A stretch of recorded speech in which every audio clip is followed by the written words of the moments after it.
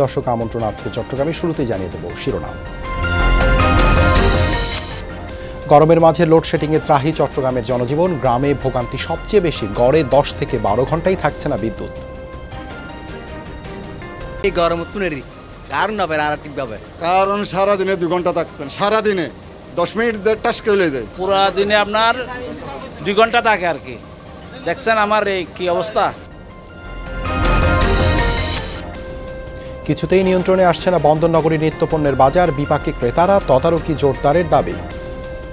প্রত্যেকটা জিনিস গ্র্যাজুয়ালি বাড়তেছে, কিন্তু আপনার তার মান্থলি স্যালারি দেবে বাড়তেছে। 5,000 টাকা আনলে কিছু হয় না। এটা শাক সবজি হইলে মাছ হয় না, মাছ হলে সবজি হয় না, সবজি হলে কাঁচা শুকনা বাজার হয় না।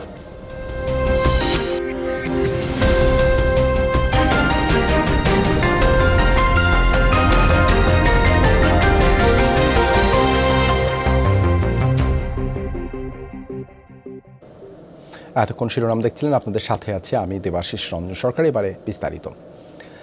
লোডশেডিংয়ের মাত্রা শহরের চেয়ে গ্রামাঞ্চলে বেশি, এর প্রভাবও বহুমুখী। চট্টগ্রামে 15 উপজেলার বেশিরভাগ গ্রামে 10 থেকে 12 ঘন্টা বিদ্যুৎ থাকছে না। প্রচণ্ড দাবদাহের মধ্যে লোডশেডিংয়ের হাঁসফাঁস জনজীবন, ব্যাহত হচ্ছে দৈনন্দিন কর্মকাণ্ড। পানি সংকট আর রোগবালাই তো আছেই, শিক্ষার্থীদের পড়ালেখা চলছে কুপি জ্বালিয়ে। কর্ণফুলী নদীর ওপারে বোয়ালখালী উপজেলার আকুবদণ্ডী গ্রাম। বিকাল 3টায়ও গনগনে সূর্যের তাপ। প্রচণ্ড গরমে একটু শীতল হাওয়ার আশায় এরা আশ্রয় নিয়েছে গাছের ছায়ায়। চলমান তীব্র দাবদাহের মধ্যে এটি এই গ্রামের নিয়মিত চিত্র। স্থানীয়দের দাবি, সারা দিনে অন্তত 10 থেকে 12 ঘন্টা বিদ্যুৎ থাকে না। ঘরে ঘরে ভরসা এখন হাত পাখা। আমি দিয়ে এই গরম উৎপন্নের কারণ হবে আর ঠিকভাবে, তারপরে লাতি হলে কারণ একদম না থাকে, ঘুমুত উঠে যাবে মাই ফল মাত্র। কারণ সারাদিনে 2 ঘন্টা থাকতেন, সারাদিনে 10 মিনিট টাস করে দেয়, 10 মিনিট টাস করে দেয়, পুরো দিনে আপনার 2 ঘন্টা থাকে আর কি। দেখছেন আমার এই কি অবস্থা। এখানে প্রচণ্ড গরম। এখানে কারণ মনে করেন যদি 8 ঘন্টা দেয় 3 ঘন্টা আসে না। এইভাবে চলতেছে, লেখাপড়া, বিভিন্ন নামাজে কালামে বিভিন্ন এই জামিলে। শুধু বোয়ালখালী নয়, চট্টগ্রামের 15 উপজেলার সব গ্রামে একই চিত্র। ঘন্টায় ঘন্টায় অসহনীয় লোডশেডিং। ঘরে জ্বলছে না আলো, বন্ধ পাখা। দিনে রাতে বড় একটা সময় বিদ্যুৎবিহীন গ্রামাঞ্চলের মানুষ। শহরের চেয়ে লোডশেডিংয়ের মাত্রা বেশি হওয়ায় গ্রামীণ জনজীবনে এর প্রভাব স্পষ্ট। সাংসারিক কাজ সারতে গলদঘর্ম নারীরা, বয়স্ক ও শিশুরা আক্রান্ত হচ্ছে নানা রোগে।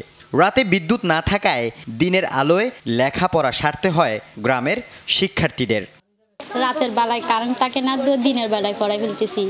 এই সন্ধ্যার টাইমে চলে গেলে আর কারেন্ট আস্তে আস্তে রেট হয়ে যায়। রাইতে বুতর 3-4 বাজে যাই, সকালে মানে যাইব গুদি 10 টাকাটার দিকে আইলে আইব, আবার যাইব, আবার মানে এরকম কারণ মানে হারাকে আনা করে। কারণ না তাইলে মানে চলতে পারিনি, গা জোর জোর গাম পড়তেছে, মানে অসুবিধা লাগতেছে, অস্থির করতেছি। শ্বাস থাকে না, শ্বাস তো হচ্ছে না আর কি, অনেক কষ্ট। নামাজ পড়তে অন্ধকারে যেতে হয়, এখানে মোবাইলের টর্চে নামাজ পড়তে হয়। খাল ও দিঘি শুকিয়ে আছে, নলকূপে নেই পানি। শুষ্ক মৌসুমের এ সংকট এবার যেন আরও প্রকট। প্রয়োজন মেটাতে পাম্প চালিয়ে নদী থেকে পুকুরে পানি আনছে অনেকে। আগে তেমন ভালো হতো, এখন একদম গরমে পড়তেছে না পানি, কারণ থাকে না ঠিক মতো, এরকম আর কি। অনেক কষ্ট হয় পানিটা চাপতে। ডিগির পানি শুকিয়ে গেছে, তারপর খাল বিলও শুকিয়ে গেছে, নালা বাড়ানোর কারণে সব কিছু জাম হয়ে গেছে। এই পানির সব কষ্ট। টিউবওয়েলে পানি নাই, আমরা পানি পাচ্ছি না, পুকুরে পানি নাই, আমরা ব্যবহার করতে পারছি না, বাথরুমে যেয়ে পানি খরচ করতেছি না, মসজিদে যেয়ে উজু করতে পারছি না। চাহিদার চেয়ে সরবরাহ স্বল্পতার কথা বলছে পল্লী বিদ্যুৎ অফিস। প্রতিনিয়ত মানুষের অভিযোগ শুনতে হচ্ছে স্থানীয় জনপ্রতিনিধিদের। যারা বিদ্যুৎ সঞ্চালন লাইনের দায়িত্বে আছেন তাদের প্রতি আহ্বান জানাবো, একটা নির্দিষ্ট সীমারেখা করে কোন এলাকায় কতক্ষণে বিদ্যুৎ লোডশেডিং হবে সেটা আগে থেকে একটা অন্তত 24 ঘন্টা আগে থেকে একটা নোটিশের মাধ্যমে জারি করে দিলে। লোডশেডিংয়ের কারণে রাতে কুপি জ্বালিয়ে পড়ালেখা এখন অনেক গ্রামের প্রতিদিনকার চিত্র। মোবাইলে খুদে বার্তা পাঠিয়ে বিদ্যুৎ অফিস জানিয়েছে তারা বিদ্যুৎ উৎপাদনে রেকর্ড গড়েছে। তাহলে সেই রেকর্ড পরিমাণ বিদ্যুৎ কোথায়, কেনই বা লোডশেডিংয়ে থাকতে হচ্ছে গ্রামবাসীকে, আর কেনই বা এসব কোমলমতি শিক্ষার্থীরা লেখাপড়া করতে পারছেন না বিদ্যুতের আলোয়। আল আমিন শিকদার, যমুনা নিউজ, বোয়ালখালী, চট্টগ্রাম।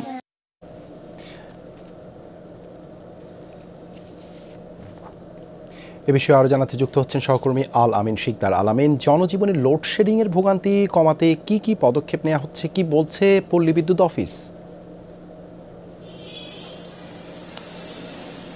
দেবাশিস, আমরা পল্লী বিদ্যুৎ এবং পিডিবি যারা কর্মকর্তারা রয়েছেন তাদের সাথে কথা বলেছি। তারা যে বিষয়টি আমাদেরকে জানিয়েছেন যে তারা বিদ্যুৎ উৎপাদনে একটি তথ্য আমাদেরকে তারা জানিয়েছেন, যে সেটি হচ্ছে যে 15,666 মেগাওয়াট পর্যন্ত ছিল এর আগে সর্বোচ্চ বিদ্যুৎ উৎপাদনের হয়েছিল এর আগে, কিন্তু পরবর্তীতে তারা 16,233 মেগাওয়াট পর্যন্ত বিদ্যুৎ উৎপাদন করতে পেরেছে। কিন্তু বর্তমানে যখন গরম বেশি পড়েছে এবং এই সময়টাতে প্রতি বছরই কিন্তু বিদ্যুতের চাহিদা বেড়ে যায়, এবং এবার কিন্তু সূর্য বলতে গেলে তার যে তাপ, সেই তাপ বাড়িয়েছে, এমনটাই কিন্তু জনজীবনে অতিষ্ঠতা যেমন বেড়েছে, ঠিক তার কারণেই কিন্তু প্রয়োজনীয় মানুষের বিদ্যুতের চাহিদা সেটাও কিন্তু অনেক বেড়েছে।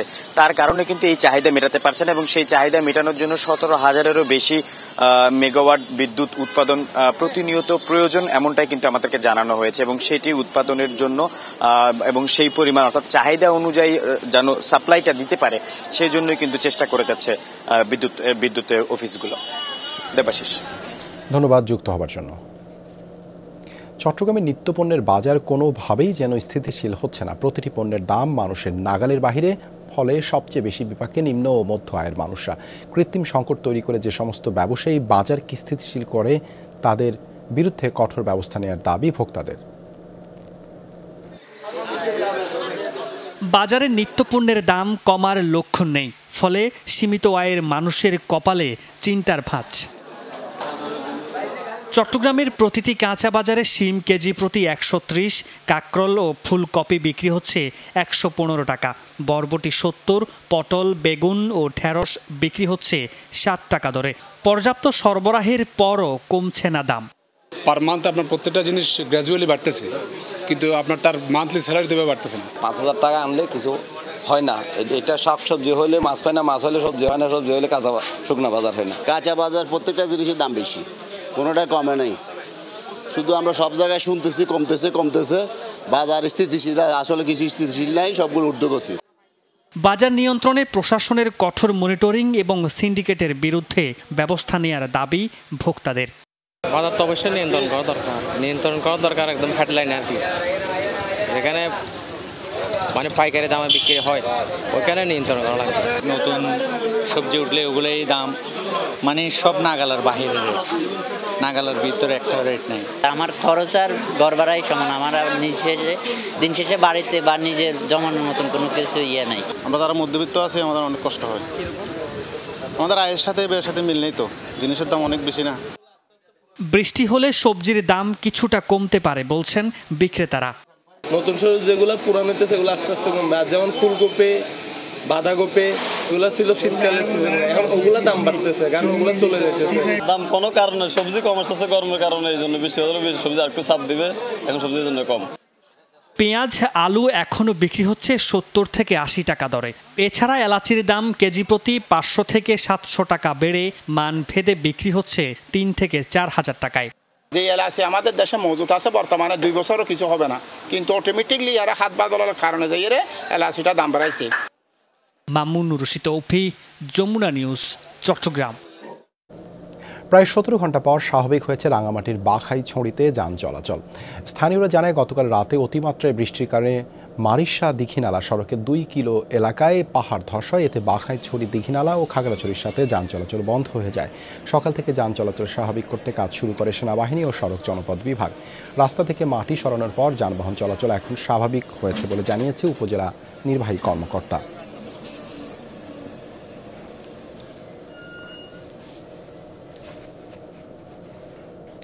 কক্সবাজারের উখিয়া সীমান্তে নাফ নদী থেকে অপহৃত 12 বাংলাদেশি জেলেকে ছেড়ে দিয়েছে মিয়ানমারের বিদ্রোহী গোষ্ঠী।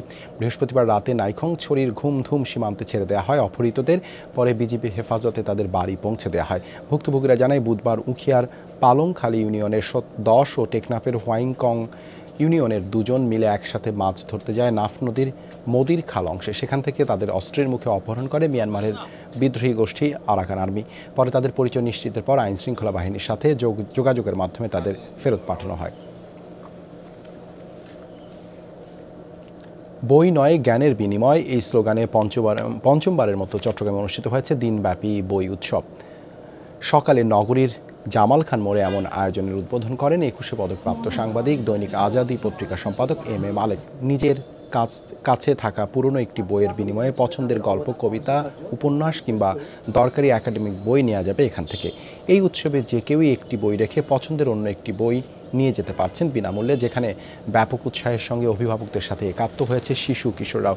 অভিভাবকরা মনে করছেন বর্তমানে শিশু কিশোরদের মোবাইল গেমসের নেশা থেকে মুক্ত করতে বই পড়ার বিকল্প নেই, আর এমন আয়োজন বই পড়ার চর্চা বাড়িয়ে পাঠক তৈরিতে ভূমিকা রাখবে বলে অভিমত বিশিষ্টজনদের। 11টি স্টলের টেবিলে সাজানো ব্যতিক্রমী এই বই বিনিময় উৎসবের আয়োজন করে story telling platform failed camera stories. আমাদের যদি ভালোভাবে মানুষ হিসেবে যদি আমরা এই পৃথিবীতে বসবাস করতে চেষ্টা করি, তাহলে আমাদেরকে বই পড়তে হবে, জানতে হবে। জ্ঞানের সাগরে যদি ডুবতে পারি, সেই সাগর থেকে আমরা কিছু হিরে মণিমুক্তা আমরা ছিনিয়ে নিয়ে আসতে পারবো। যাদের যে বইটা অপ্রয়োজনীয় পড়ে আছে বা পড়তে ইচ্ছে করতেছে না, ওটা দিয়ে নতুন বই সংগ্রহ করতে পারতেছে, এটা অনেক লাভবান না? এই ধরনের উৎসবটাকে যদি আমরা আরও বেশি প্রচলন করতে পারি, তাহলে আমাদের বই পড়ুয়াদের জন্য সেটা আরও বড় একটা আশীর্বাদ হয়ে আসবে বলে আমরা মনে করি। সন্ধ্যায় মাঠে গড়াচ্ছে বাংলাদেশ জিম্বাবুয়ে 5 ম্যাচের টি-20 সিরিজ। প্রথম টি-20তে টস জিতে ফিল্ডিংয়ের সিদ্ধান্ত নিয়েছে বাংলাদেশ। প্রথম ম্যাচের আগের দিন নিজেদের ছাড়িয়ে নিয়েছে দুদল। জিম্বাবুয়ে সিরিজ সহজ হবে না বলে অভিমত টাইগার অধিনায়ক নাজমুল হোসেন শান্তর। তার বিশ্বাস, এই ফরম্যাটে বড় দল ছোট দল বলে কিছু নেই। অন্যদিকে প্রতিদ্বন্দ্বিতাপূর্ণ উপভোগ্য লড়াইয়ের আশা জিম্বাবুয়ে অধিনায়কের। চট্টগ্রামের জহুর আহমেদ চৌধুরী স্টেডিয়ামে ম্যাচটি শুরু হবে সন্ধ্যা 6টায়।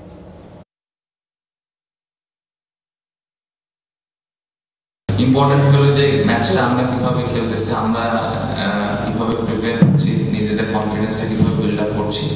বাট এতটুকু বলতে পারি সিরিজটা এত সহজ হবে না। I just hope it's an entertaining series and inshallah it will be. The last thing you want fans to have a boring series that they do not enjoy. But if you look at our history, majority of the times Bangladesh and Zimbabwe have played very entertaining cricket. দর্শক, বাংলাদেশ ও জিম্বাবুয়ের মধ্যকার প্রথম টি-20 ম্যাচটি cover করতে চট্টগ্রামে আছেন সহকর্মী ফারহান ইহসান। Zahur Ahmed Chowdhury stadium থেকে সরাসরি যুক্ত হচ্ছেন তিনি। ফারহান, বাংলাদেশ তো টস জিতে আগে বোলিং করছে, কত রানের মধ্যে জিম্বাবুয়েকে আটকাতে পারলে জয়ের সম্ভাবনা থাকবে বাংলাদেশের? আর দর্শক সমাগম কেমন দেখছেন? জি দেবাশিস, আমি এই মুহূর্তে চট্টগ্রামের জহুর আহমেদ চৌধুরী স্টেডিয়ামে 2 নম্বর গেটের সামনে দাঁড়িয়ে আছি। আপনারা জানেন আজকে সন্ধ্যা 6টায় বাংলাদেশ জিম্বাবুয়ে 5 ম্যাচ টি-20 সিরিজের প্রথম ম্যাচ অনুষ্ঠিত হতে যাচ্ছে। এই সকালের থেকে কয়েকবার মুষলধারে বর্ষণ হলো, বেলা বাড়ার সাথে সাথেই কিন্তু দর্শক সমাগম বেড়ে গেছে। আমরা দেখতে পাচ্ছি দর্শকরা কিন্তু লাইনে ধরে অপেক্ষা করছেন মাঠে প্রবেশ করার জন্য। ইতিমধ্যেই প্রচুর দর্শক মাঠে প্রবেশ করেছেন এবং সব দিকেই দর্শকের শ্বাস রব। সকালের দিকে টিকিট কাউন্টারে খুব একটা ভিড় না থাকলেও বেলা বাড়ার সাথে সাথেই কিন্তু দর্শকরা নিজেদের আগমন দিয়ে স্টেডিয়াম পাড়াকে মুখরিত করে রাখছেন এবং তারা বিভিন্ন স্লোগান দিচ্ছেন। কারণ দীর্ঘদিন পর চট্টগ্রামে বাংলাদেশ জিম্বাবুয়ে টি-20 সিরিজ হতে যাচ্ছে।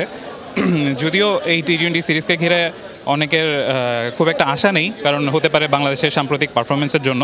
তবে যারা ক্রিকেট ভালোবাসেন তারা প্রত্যেকেই আসলে অপেক্ষা করছেন যে ভালো কিছু ফলাফলের জন্য। ইতিমধ্যে আমরা জানি যে বাংলাদেশ প্রিভিয়াস সিরিজে শ্রীলঙ্কার সাথে পরাজিত হয়েছিল। তারপরও নাজমুল হোসেন শান্ত বলেছেন যে জিম্বাবুয়ের মতো টিমকে হালকা করে নেওয়ার কিছু নেই, কারণ শক্তির দিক থেকে বাংলাদেশ এবং জিম্বাবুয়ে দুটোই প্রায় সমগোত্রীয় দল এবং বিশ্বকাপের আগে এটা একটা ভালো প্রস্তুতি হবে। নিজেদের আত্মবিশ্বাসকে বাড়ানোর জন্য এই সিরিজটা খুবই কাজে লাগবে। ধন্যবাদ ফারহান আমাদের সাথে যুক্ত হবার জন্য।